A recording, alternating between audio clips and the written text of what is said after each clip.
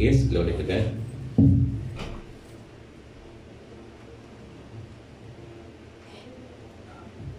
Please po ba tayo sa mga oras na ito? Dama po ba natin ang presensya ni God? Tayo nagpe-present mo. Salamat sa music ministry.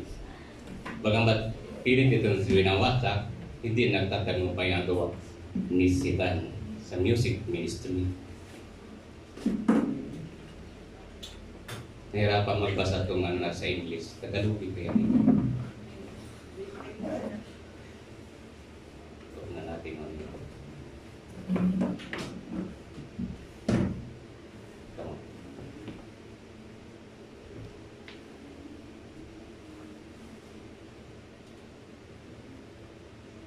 So may binigay po sa atin si God.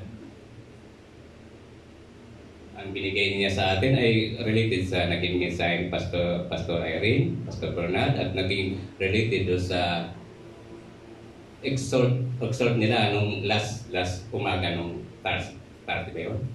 Wednesday? Preaching.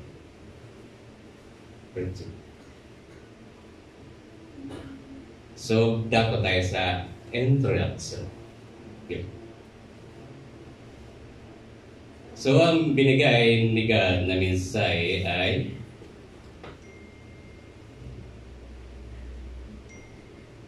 restoration. At bago muna po lahat yan, ibigay natin ang meaning ng restoration at in Greek word restoration.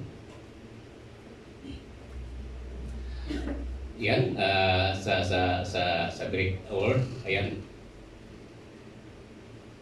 So, now, yan sa Greek word,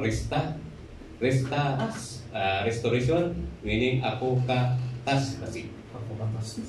Now, restoration, reclamation, restitution, reinstatement, and settlement. Take. Every hour, every minute ng ating buhay.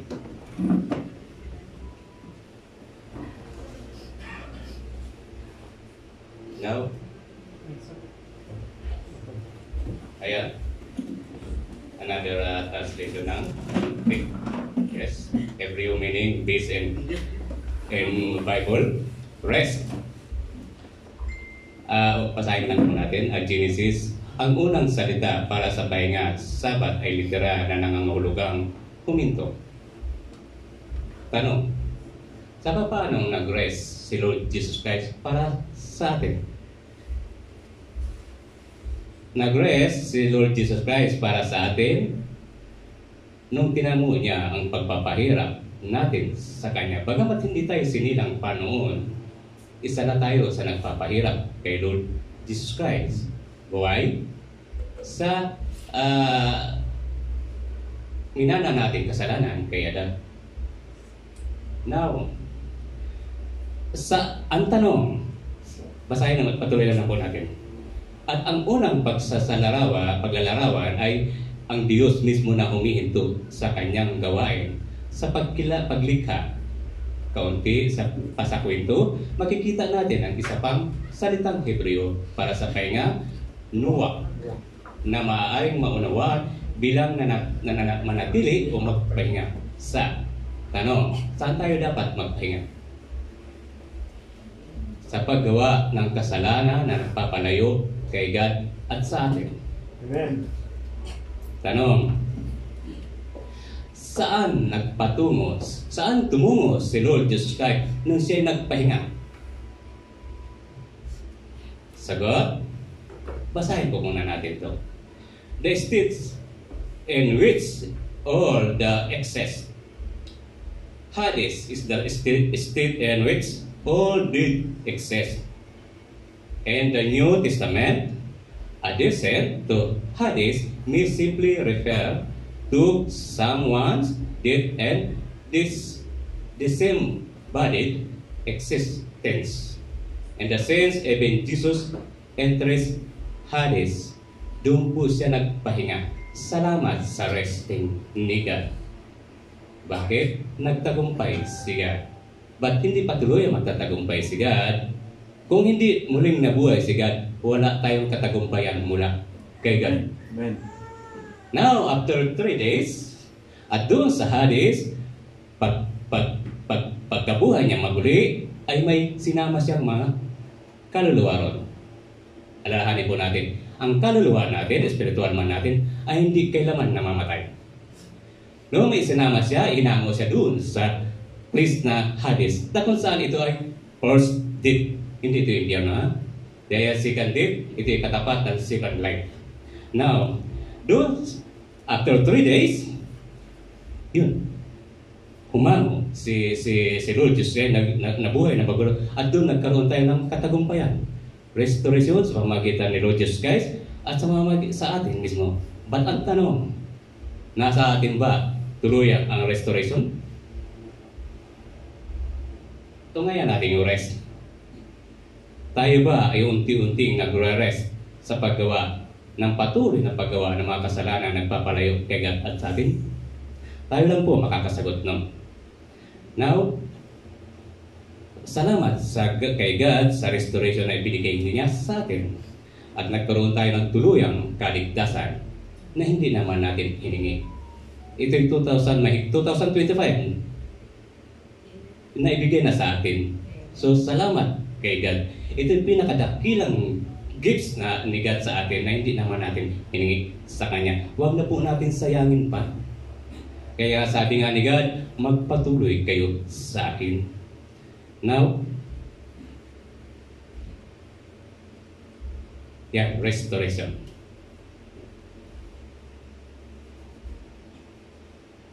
May pasayan na ba tayo?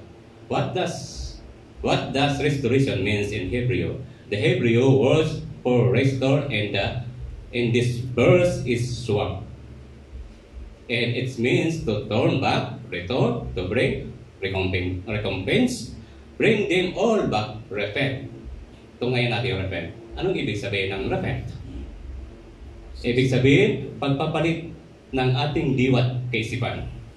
Kung tayo malayo kay God, nakapokus tayo sa deception ni Satan. Nakapokus tayo sa paggawa ng kasalanan na nagpapaligaya sa atin. Now, kung tayo in-apply natin ng repent, pag-twist ng ating isipan, diwa, at kaluluwa, magiging mapapasa atin yung joy na nagmumula kay God. Ibig sabihin na isa sa buhay na po natin yung joy at hindi yung kaligaya nasa ibabaw ng mundo ito. Now, restoration, span, and repair. Now, restoration. Una, kung mapapansin nyo, nilagay nating image, cross. Ang ibig sabihin ng cross, diyan ipinako mismo ang ating mga kasalanan nung ipinako si Lord Jesus Christ. Ibig sabihin, wag na nating babaklasin at isabuhay, patuloy itong isabuhay. May mensahe si God na sa patuloy natin ginagawa ang kasalanan na inalis na sa atin, patuloy natin siyang pinahihirapan at pinutuyan. Kaya kung nais nating panahanan tayo ni God, huwag na natin baklasin yung mga kasalanan na ipako na ni Lord Jesus Christ. Amen. Sa cross ng Kalbaryo. Mali yung pagkakauna ng mga Katoliko eh. Ginagawa nila ito. Ano ba yung nangunguro sila pag tumadaan sa simbahan? Mali. Ito'y simbolo na naman ng kasalanan. Nagpapaalala sa akin, ay huwag ko nang balikan ang aking kasalanan. Amen. Dahil ito naging daan. Ito naging susi ng ating kalinisan, kaligtasan. Now, ang binigay po ni mensahe, Roman 8:19-21. Sapagkat ang mga nilalang ay naghihintay na may pananabik na ipapahayag ang mga anak ng Diyos. Palain mula sa pagkalipin nito sa katiwalian at makamit ang kalayaan ng kaluluhatian ng mga anak ng Diyos. Gagaya ng last preaching natin, pagiging kaibigan ni God sa atin. Pagkalipin natin sa kasalanan, tuluyan natin iwaksi ang nagpapalayo sa atin at kay God. Ito, sangkap ng kasalanan. Una-una dyan ay yung pride, salapi. Now, dako tayo. May mga binigay, bali 4 ang binigay ni God na kanyang itatapik. Ano ang sinasabi ng Biblia tungkol sa panunumbalik? Restore, basahin lang po natin. Ang biblikal na kahulugan ng salitang panunumbalik ay tumatanggap muli ng higit na nawawala hanggang sa punto kung saan ang huling estado ay may mas malaki kaysa orihinal na kondisyon. Kung tayo namumuhay sa kasalanan, mas lalong paiting nito ni God kung tayo humango sa kasalanan, talikuran natin paggawa ng kasalanan. Magiging karapat-dapat tayo kagay. Ibig sabihin magkakaroon ng silbi ang ating buhay kaluluwa kay God. Minsan sinasabi natin, gawin natin 2-in-1 ang ating buhay. Nabuhay tayo sa mundong ibabaw, magpapatuloy ang buhay natin sa espiritual man natin sa second life sa kaharian ni Lord Jesus Christ. At ang tanong, sinususog ba natin si Lord Jesus Christ? Hinahanap ba natin si Lord Jesus Christ? Pinakikinggan ba natin ang pagtawag niya sa atin? Kaya na pinaunawa ni God, hindi kayo makakalapit sa akin kung nananatili kayo magiging prideful sa akin. Amen. Nabanggit natin nakaraan, mananatili tayong anti-Christ kay God.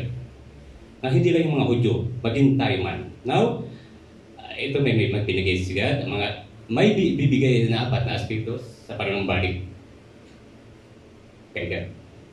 Number 1, nais ng Diyos na ibalik. Una, mga individual. Dito papasok ang personal relationship kay God. Personal salvation natin. Hindi ito magagaling sa sino mang pinatatayo rito. Sa sino man na kapwa natin hindi magagaling ito o sa ating mga gawa, hindi magagaling ito. Pagkus sa pakikipagkaisa natin kay God. Basahin lang po natin mga individual. Awit 51:12. Ipanumbalik sa akin ang kagalakan ng iyong kaligtasan at Isaiah 61:7. Basahin ko lang muna ha. Upang bigyan sila ng magandang putong sa halip na buo, ng langis ng kagalakan sa halip ng paluluksa, ang damit ng papuri sa halip na isang mahinang espiritu, magsalita sa pagnanais ng Diyos, ibalik ang mga individual sa kanilang dating kagalakan at kabuuan. Lagi natin binabanggit, papatotoo, paano ko napakinggan ang pagtawag ni God? Paano ko hinanap si God? Ginamit ni God ang anak. Kinamit ni God ang panambahan ng Katoliko. Doon ko hinanap, doon ko kinausap si God. Isinuko ko ang lahat kay God. Kaya naman salamat at narito ako kahit kailan hindi ako mapupunta rito. Bagamat tayo naka-influence sa alak, si God, ang Espiritu ni God ay inuuhaw ako ng dakila niyang pag-ibig. Kaya tuloy iwinaksi ang alak, ba't hindi niya iwinaksi ang panlasa ko sa kape? Ba't salamat kay God, napakinggan ko ang pagtawag niya sa naway tayo rin po, huwag na natin pagmatigasin aking puso. Kasi pag nagmatigas tayo kay God, tuwan-tuwa po sisitan sa atin. Basahin lang po natin. Ibalik mo sa akin ang kagalakan ng iyong pagligtas at alalayan ako ng kusang Espiritu. 1-on-1 talk. Lagi natin pinabanggit ni God. 1-on-1 talk. Hindi lang sa pananambahan tayo makakaranas na tayo sinasabi natin, ako isang ligtas na tao. Hindi.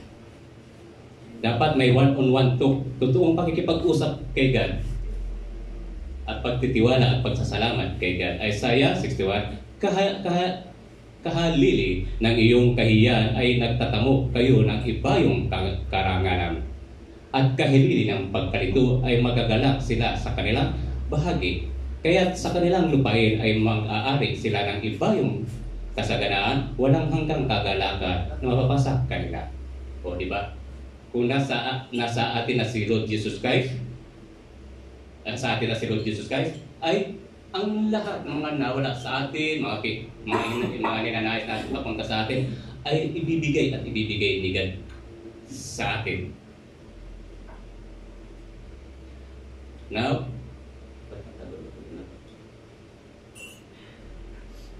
nais ng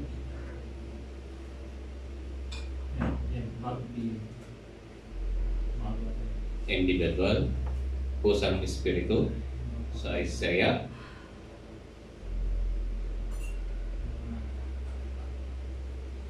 Pakipag-ugnayan. Ayan, dako tayo sa pakipag-ugnayan. Basahin lang po natin. Galatia 6:1.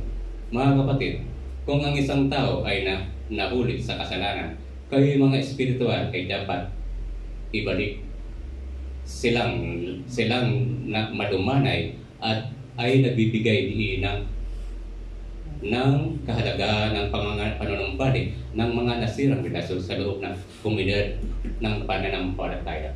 Kagaya ito sa akin, lahat ng pananampalataya ganitong senaryo, ilapit natin sila. Sabi nga ni God, huwag kayong magagalit sa nakagawa ng kasalanan, bagkus magalit kayo sa ginagawa nilang kasalanan. Paano tayo magalit? Sa pamamagitan ng prayer. Ipag-pray po natin sila, ilapit natin sila kay God. Now, pag yun ang ginawa natin, hindi lang tayo biblis ni God, biblis din po pakikinggan ni God. Yung nilalapit natin sa Kanya. But, ang sabi ni God, kapag sila patuloy nagmatigas, ipaubaya nyo na sila sa akin. Now, paglalang. Inilarawan ng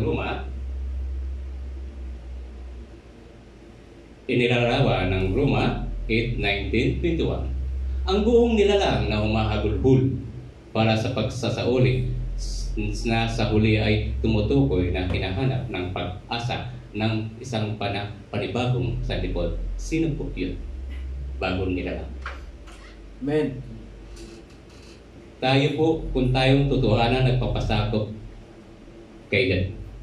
Dati nga sinasabi natin, useless ang pananambahan, useless ang pagbasa ng Holy Bible, useless ang panalangin, useless ang prayer meeting, kung nananatili tayong malayo kay God. Amen.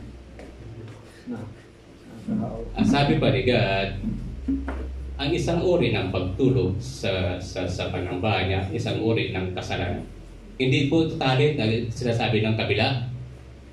Talent ang pagtulog. Isa po itong kasalanan. Balikan natin ang mensahe ni God kay Moises. Tanggalin mo ang iyong sandalyas dahil yung kinalalagyan mong lugar ay sagrado. Tama. Amen. Itong bahay panambahan na to ay sagrado. Amen. Amen. Now, kung pagod tayo, ipag-pray natin ito kay God. Alisin, Lord. Napapagod din naman ang katawan po namin eh.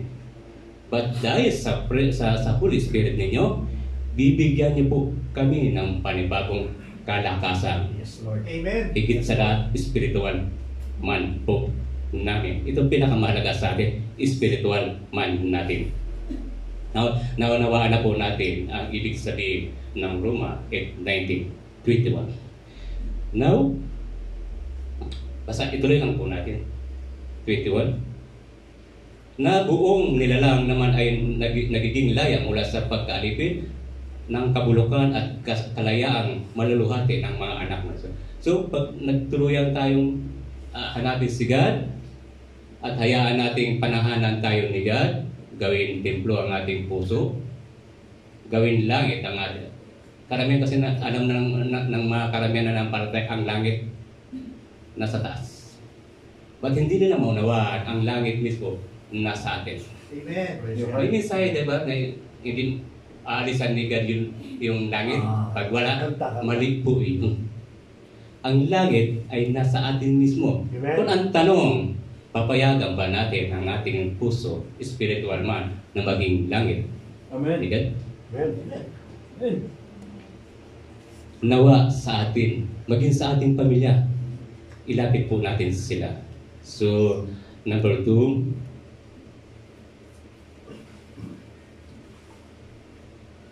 ang pagpapanumbalik ay maraming aspeto. Diba? Kaya kagabi ng prayer meeting natin, nasa proseso ang ating pagkikipag-usap kay God. Number 2, panunumbalik ay maraming aspeto. Una, spiritual. Ito na po tayo. Ang pangunahing bahagi ng panunumbalik ay kadalasang nasasangkot ng pakikipagkasundo sa Diyos sa pamamagitan ng pagsisisi, pagpapatawad. Halimbawa, Jeremiah 32, 30, 17, 2 and 2 Chronicle. So pag-isahin lang po natin ha. Jeremiah 30, 17. Sapagkat pagiginhawain kita at pagagalingin kita sa inyong mga sugat. Ano yung mga sugat? Kasalanan. Pagiging malayo natin kay God, isang uri ng kasalanan. Now, sabi ng Panginoon, kanilang tinawag na tahon na sinasabi, ito ang Sion. Sino nakakaalam ng Sion?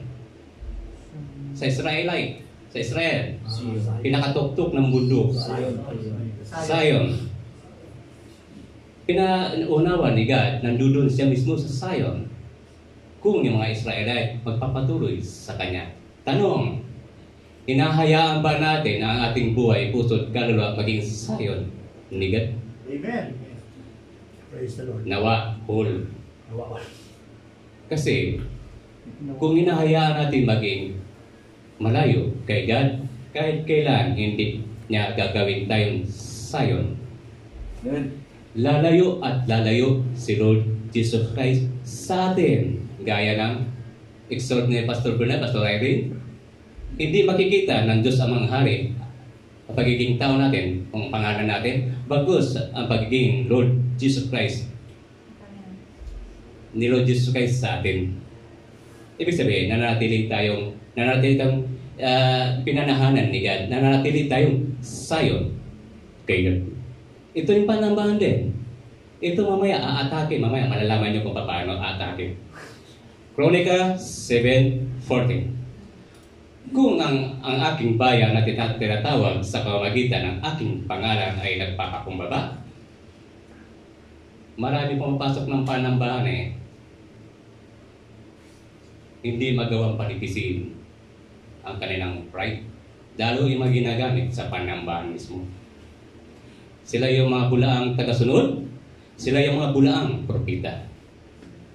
Ito po ang naghahadlang sa atin na makalapit kay God, pagharian ni God, maging Sion tayo sa harapan ni Lord Jesus Christ.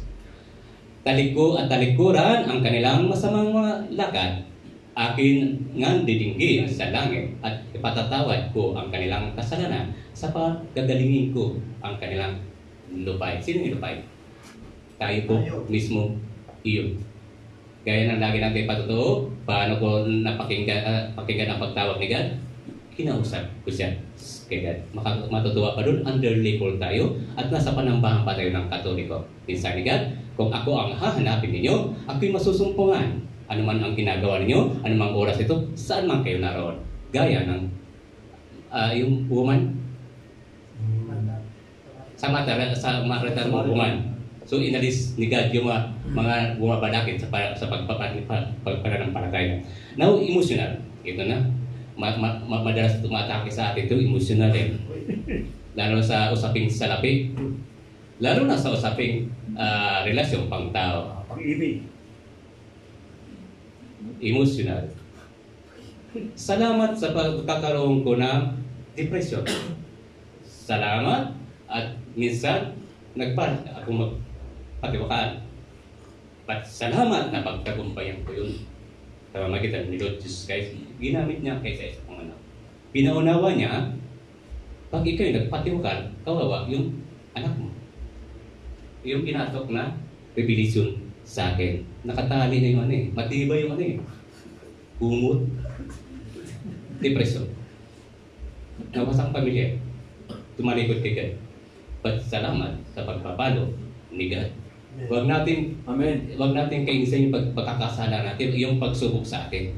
Dapat hinaharap natin ito. Huwag natin talikuran. Marami namamatay nagpapakamatay. Tinatalikuran nila yung pagsubok ni God. Dapat natin harapin. Kaya salamat. Kaya dapat malaman natin, maano natin sa sarili natin, ano ba ang purpose ni God sa akin? Amen. Pagiging isang advocate, hindi ko naman akalain magiging advocate. May sarili nga akong mundo Pakialam ko sa inyo. But sa pag-ibig ni God, pinaunawa niya, may silbi kang tao. Gagamitin kita sa kapwa mo. Kaya nung ginamit ako ni God, sabi ko kay Lord, ang paggawa, pinaunawa mo sa akin, paggawa ng kabutihan sa kapwa ay hindi makakapagligtas. Lord, hayaan niyong pangunahan niya ako. Pagharian niya ako. Kaya lahat ng action ko sa mga humingi, inilalapit ko kay God. At inilalapit ko rin po sila, evangelize nga eh. I-evangelize ko rin po sila sa social media, sa Messenger, WhatsApp. So nagagamit natin social media, WhatsApp, pag ginagamit din sila na ito's. Now, so emosyonal. Ang pagpanunumbalik ay maaari magdulot ng paggaling mula sa emosyonal sa mga sugat ng isang panibagong pakiramdam ng kagalakan ng kapayan. Ayon na rin sa nabanggit natin. So, awit 23:3. Kaniyang pinanauli ang aking kaluluwa. Pinapatnubay niya ako sa mga landas ng katwiran ang nasa kaniyang kapangalan. Walang sino man na hindi dumaras ng pagsubok ni God. Kaya dapat pasalamatan natin ang lahat ng pagsubok ni God. Itinapagpapatagumpayan natin sa pamagitan ni God, sa pamagitan ng Holy Spirit. Kaya nga sinin ni Lord Jesus kay Holy Spirit para hindi mawala sa ating pananampalataya at pananalig kay God. Yun po ang layunin ng Holy Spirit sa atin. Magkaroon ng guard ang ating mga puso, isipan, kaluluwa. Isaiah 61:3. Upang iukol sila na nagsisitangis sa sayon. Dapat maging tayo rin yun. Upang bigyan sila ng putong na bulaklak na kahalili ng mga abo, ng langis ng kagalakan, na kahalili ng pagtangis, ng damit, ng kapurihan, na kahalili ng kabigatan sa loob upang sila'y matawag na mga punong kahoy ng katwiran. Pananim ng Panginoon upang sila'y luwalhati. Dati, humingi ako ng prayer sa kapatid ko. Nung nalaman nila na nananamba na nabalik na ako, sila na humingi ng prayer sa akin. Paano makikita yung kumikilos si God sa atin? Hindi ko akala itong tao na ito, walang hiya itong tao na ito. Ba't nagkaganon? Ganun po magpapaunawa ang Holy Spirit sa atin. Hindi God. Kaya lagi natin pagsalamatan, sige, salamat, naging anak niyo na ako. Bagamat nakalubog ako sa kasalanan, ito akong hinahango ninyo. Sa pagkakataong ganyan, pananadya natin kay God, sa anumang oras to, ay masasabi natin tayo ang sayo mismo ni God. Nasa atin lagi si God. Now, pasok tayo sa material. Kung minsan ang pagsasauli ay nagsasangkot ng pagbabalik ng mga nawawalang ari-arian o mga pagpapala. Ito yung nawawala tayo ng trabaho, lahat. Tapos pag nangyari sa ating mga negatibo ay naging wala na. Nawala na tayong pag-asa. But bibigay natin ang Hope 42, chapter 3, basahin lang natin, bilasan lang natin. At inalis ng Panginoon ang pagkabihag ni Hope ng kaniyang idalangin ang kaniyang mga kaibigan. Sa kabila, dito papasok ang pag-ibig ni God. Sa kabila ng tinuya ng mga kaibigan, patong kaibigan ba yung pasta? Kaibigan. Ipinag-pray pa rin ni Hope yung tatlo at iblinis yung tatlo. Kaya ang mensahe natin kanina doon sa nagiging ginagamit din sila, ipag-pray sila. Huwag tayong magalit sa kanila. Magalit tayo sa ginagawa nilang kasalanan. Kaya isa rin po natin sila eh. Wala naman tayo perfecto sa atin eh. Patuloy tayo nagagawa. Nakakabuti lang sa ating kakilala. Once nakagawa tayo ng kasalanan, on the spot, hiningi natin ito ng kapatawaran. Kaya iba doon sa hindi kumikilala kay God, kahit nakagawa sila ng kasalanan, bali wala sa ganun. So, manhid na sila ron. So, at binigyan ng Panginoon si Job na makalawa ang higit ng dami kaysa tinatangkilik niya ng dami. Nang magkagayon, nagsiparoon sa kaniya ang lahat niyang mga kapatid, na lalaki at babae at lahat na naging kakilala niya ng una at nagsikay ng tinapay na kasalo niya kaniyang bahay. At nakipagdamdam sa kaniya at inaliw niya siya tungkol sa lahat ng kasamaan na pinasapit sa kanya ng Panginoon. Bawat tao naway nagbigay sa kanya ng mga putol na salapi at bawat isa ng isang singsing na ginto. Naway sa atin din yun. Patuloy tayo didisnigat pag napagtagumpay natin mga pagsubok niya. Sa gayon, pinagpala ng Panginoon ang huling wakas ni Job, na higit kaysa kaniyang pasimula at siya'y nagkaroon ng 14,000 tupag. Naalala kayo, nabasa ko last day, 14 na salin lahi sa bawat isang salin. Sa atong grupo, 14 na salin lahi mula kay Abraham hanggang sa panahon ni Lord Jesus Christ. At 6,000 kamilyo at 1,000 tuwang na baka at 1,000 astong babae. Siya naman ay nagkaroon din ng 7 anak na lalaki at 3 anak na babae. At tinawag niya ang pangalan na una na Jemima at ang pangalawa ay Sisia at ang pangalan ay ikatlo ay Karen Hapok. At sa buong lupain ay walang mga babae na sumpungan na totoong maganda na gaya ng mga anak na babae niyo. O di ba? Napakablis. Milyon na tao. Kusang mga tao noon. Napakagandang babae. Ito, ganong kablis si Job. At binigyan siya ng kanyang mga ama ng mana sa kasamahan ng kanyang mga kapatid. At pagkatapos nito'y nabuhay si Job ng 140 taon at nakita niya ang kanyang mga anak at ang mga anak ng kanyang mga anak hanggang sa ika-4 na saling lahi. Gayon namatay si Job, matanda at puspos ng kawan. Sino nagnanais na umaba ang buhay? Amen. Amen. Ayon doon sa isang servant ni God kay Moises yata yun ay hindi niya naranasan yung maging matanda. Yung nahirapan, nagkaroon siya ng sakit. Nanatili yata, hindi ko lang matandaan kung sino sa servant niya. Hindi na, dito sila ba? Pinakamatanda yun. O, pinakamatanda, hindi naranasan na naghirap siya sa aspeto ng katawan. Now, tuharin. Dito muna ta.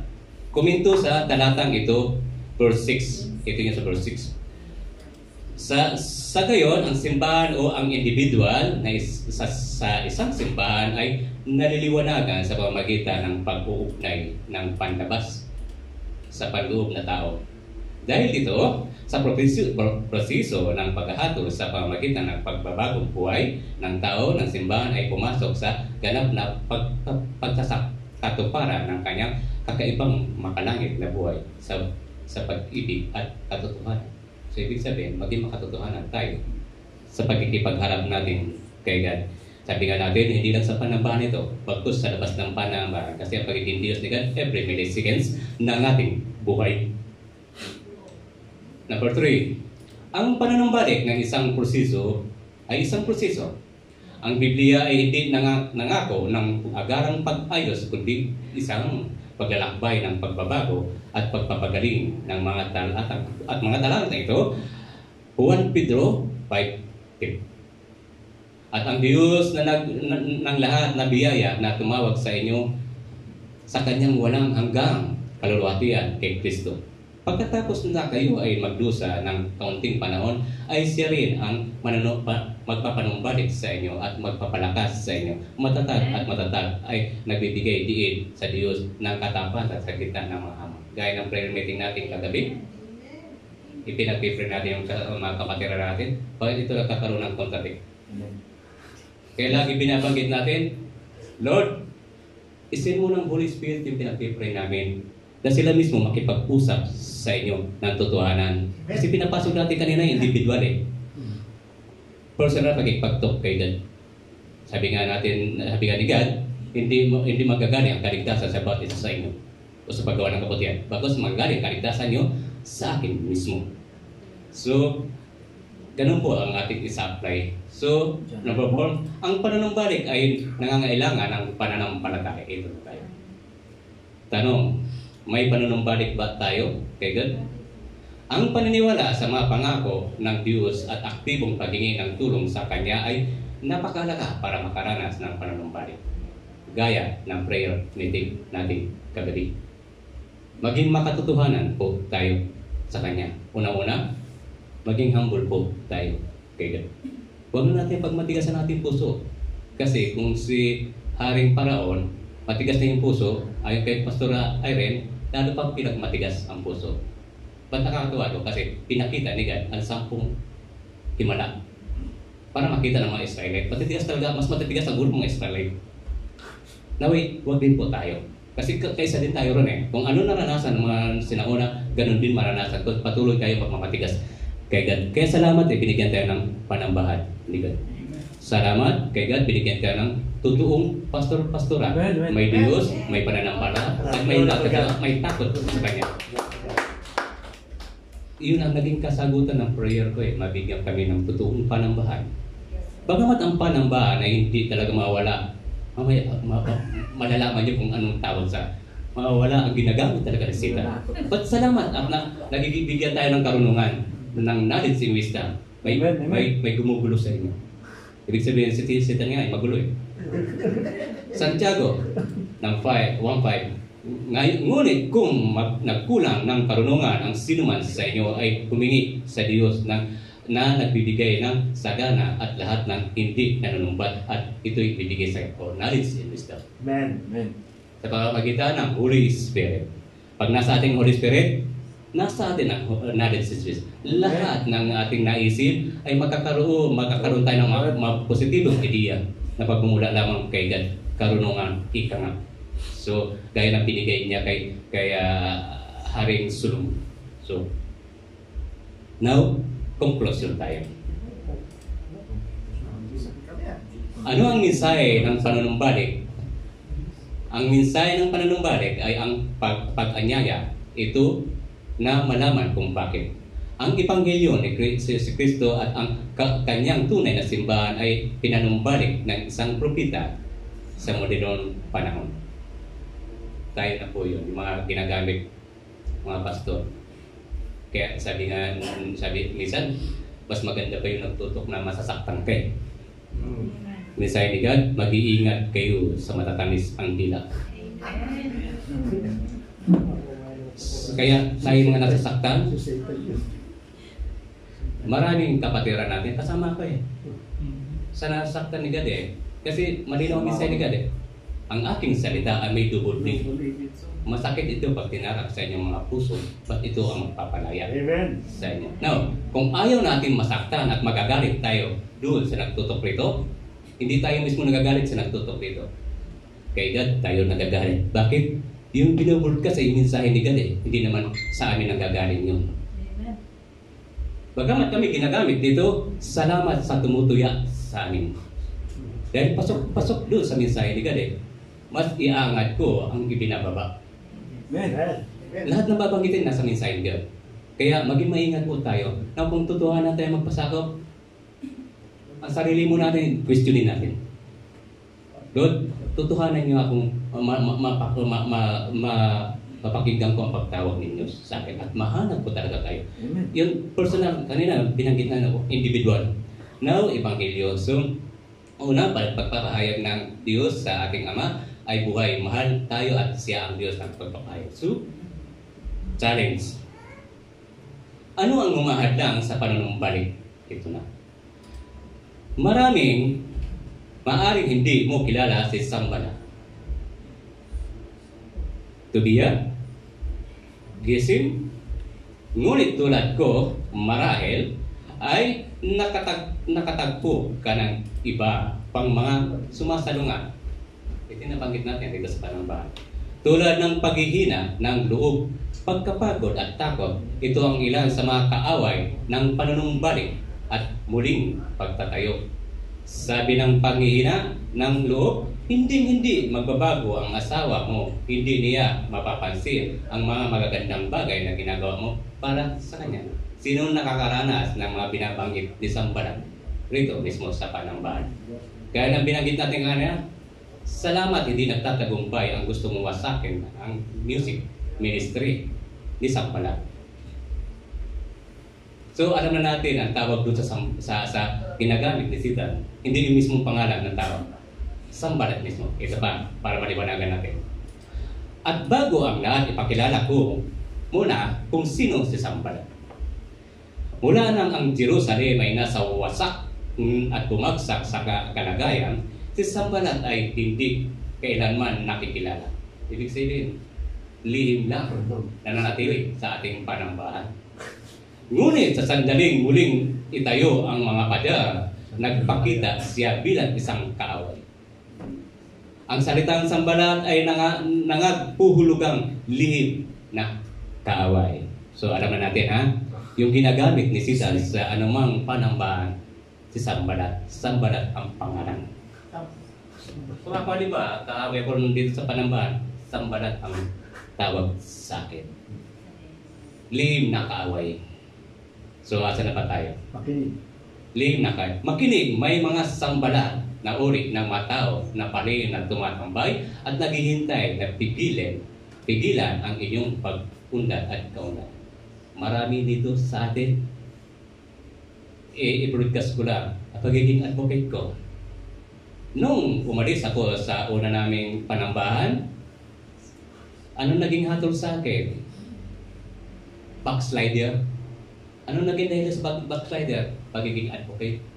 Sabi ko, kaya ba naging backslider ang pagiging advocate tumulong sa ako? Pagiging advocate din.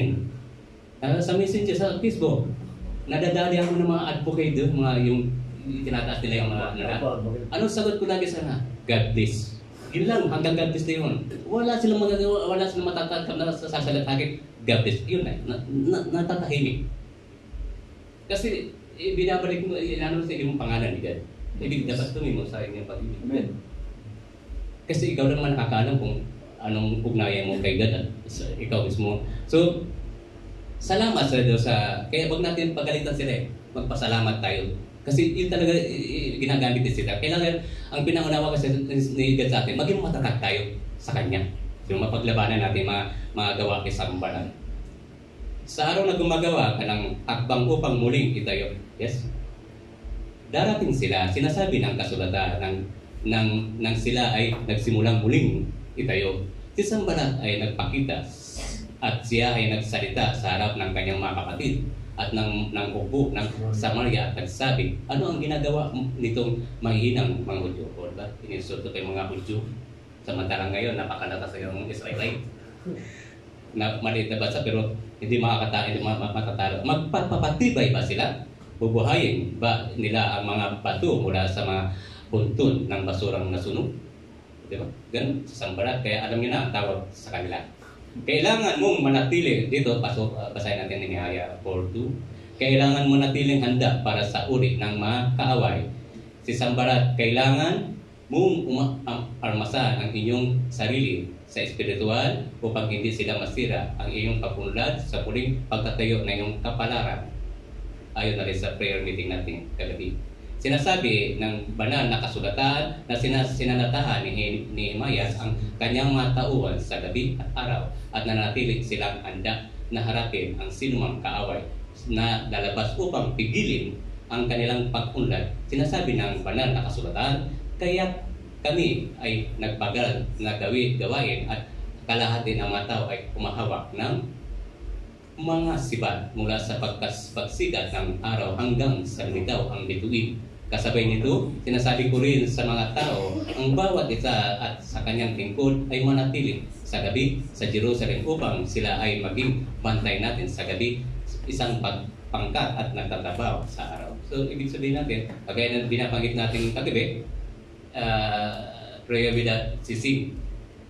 Hindi sabihin nila, ibig sabihin, oras-oras kaya tuloy-tuloy magpanalangin. Ibig sa bawat oras na maalala natin si God, ay patuloy natin kausapin si God. Amen. Sa maliit na bagay na pagtagumpayan mo, o maliit na bagay na pagsubok sa'yo, ipagpasalamat mo daspat kay God. Ibig sabihin, naka-tune in lagi tayo kay God. Huwag natin alisin si God sa ating buhay para hindi tayo layuan ni God at mawala sa pagiging sayon natin kay Lord Jesus Christ. Nehemiah 4:51-22. Ako ay naguhula ang bawat lihim na kaaway na lumalaban sa muling pagtatayo ng iyong kapalaran ay masasayak sa apoy sa pangalan ni Jesus. So, iyon ang ating magagawa sa mga ginagamit sa ating mga panabas, sa ating sarili mismo.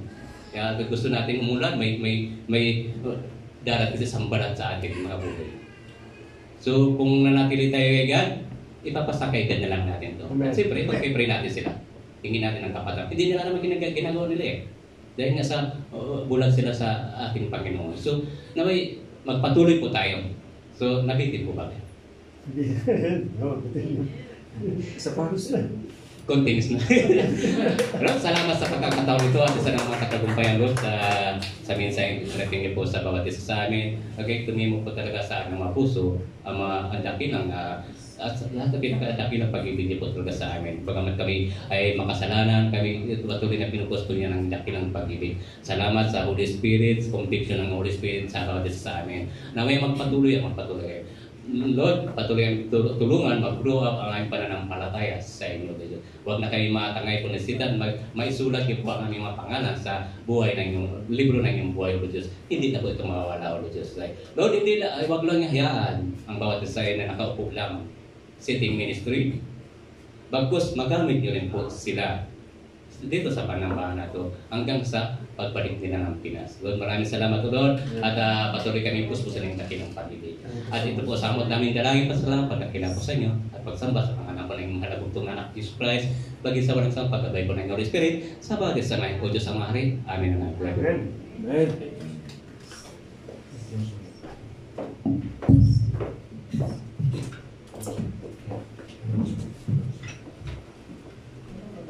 Salamat po, Pastor Manny. Malayo pa ba? Maraming salamat po sa message. Restoration, no? Yung muling pagsasaayos ng Panginoon sa relasyon niya sa atin. Amen. At maraming salamat sa napakagandang message. Nawa ay naunawaan natin. At syempre, dahil po month ng Holy Week, di ba? Kaya po ang turo ni Elder po natin ay patungkol sa restoration. Kasi ito po yung naalala natin, yung ginawa ng Panginoong Jesucristo at kung ano yung naging bunga ng ginawa ng ating Panginoong Jesucristo. Amen po ba? Amen. Alam niyo po, marami ngayon, no, mga relihiyon. Alam mo yung Semana Santa ang tawag, ano? Tapos merong mga kalbaryo. Yung mga pelikula, yung penitensya, tapos merong mga Station. Ano yung station? Station of the Cross, ayan. At meron pang sa amin ang tawag boy, anong tawag doon sa yung mga inag-enact? Sinakulo. Meron po sa amin ganyan. Talagang pupunta dun sa may malaking simbahan kasi yung may, sa bayan po kami, yung malaking simbahan, may malaki po dun na lugar at talagang pinapakita yung pagkamatay ng ating Panginoon Jesucristo. At naalala ko, bata pa ako noon, nung mapanood ko yon, talagang inaaway ko yung mga sundalo, hinihila ko ng nanay ko kasi sinisipa-sipa ang Panginoon Jesucristo. Ano? So, ito po, nare-remind natin, nare-remind tayo sa ginawa